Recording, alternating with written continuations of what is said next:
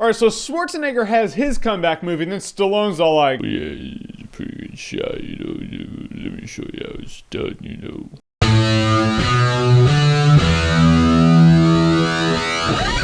Bullet to the Head. So Bullet to the Head stars Sylvester Stallone, and it's ultimately his comeback movie. It's like the last stand for Schwarzenegger, but for Stallone. And this is a total harken back to 80s action movies. It doesn't get more 80s action movie than this. It's Stallone who's a mercenary, and he gets teamed up with a cop because they're both trying to go after the same people because the guy killed Stallone's partner. And now we have our 80s action cop mercenary movie. It is that 80s. It is so 80s that all you hear is Ronald Reagan, AIDS, and boomboxes. It's that 80s. Now, if you remember, I gave Last Stand a little bit of flack because I was like, yeah, I get what they're going for. Arnold's supposed to be coming back. But this movie really wasn't what I remember him for. But I gotta say, Bullet to the Head, exactly what I like about 80s action movies. This is what I want to remember Stallone for. This movie was kick-ass. Is it great? No. Who wrote this bullshit? I have no idea, but I can tell you this. It's someone who knew how to have fun. I walked away from this movie going, Stallone still got it. In fact, it feels like he hits harder now than he ever did back in the day. And I gotta give props to the sound people, the sound mixers and the sound editors in this movie. Very few times do I ever pay homage to the unsung heroes who are the sound people in a movie. But in this movie, I will give you guys props. Sound people in Bullet to the Head.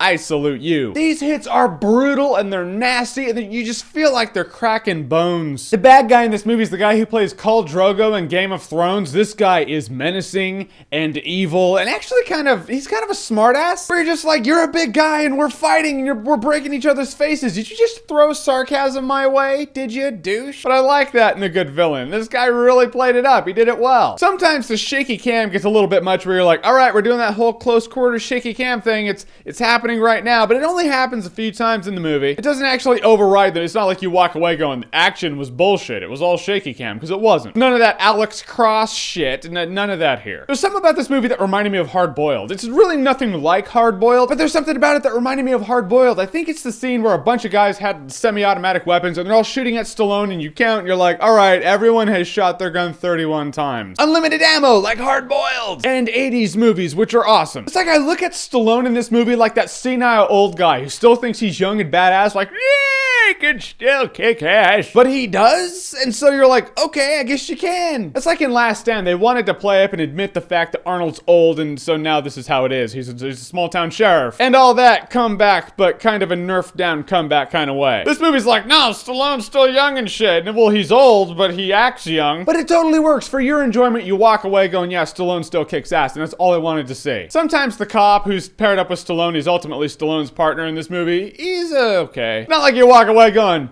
the Oscar goes to that guy. But the movie doesn't take itself seriously to the point where you're like, you let it slide. Because you're like, yeah, things like that can slide in a movie that's a total throwback to 80s action movies. It's such an homage to old school that you feel like griping about things like that in this movie would be like griping about Mega Man 9 because it has 8-bit graphics. It's almost the point. So a cliched script, cheesy dialogue, badass Stallone, harkening back to old school with a really menacing villain and really sweet fights and action and guns and things that I wanted to see in a Stallone comeback movie. I will say Bullet to the Head is a great time, no alcohol required. When I was a kid, you were on one of two teams. You were either Team Schwarzenegger or Team Stallone. When I was a kid, I was always Team Schwarzenegger. I always thought he was way more badass. But in looking at their movies now and what they produce and how they are, I gotta say Team Stallone. Dude's just more badass now. He hasn't lost it. So how are you guys? Now that Stallone and Schwarzenegger are trying to make their comebacks now and they're trying to get into action movies again, what team are you on? Stallone or Schwarzenegger? Who's more badass? Who's more your guy? Whoever it is, comment below, let me know. And as always, if you like what you've seen here and you want to see more, click right here to see more.